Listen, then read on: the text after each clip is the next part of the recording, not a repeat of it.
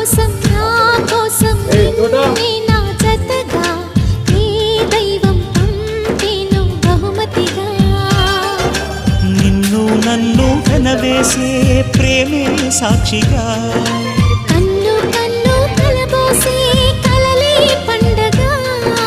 నిన్ను మన్ను ఏకం చేద్దాం హరివిల్లుగా.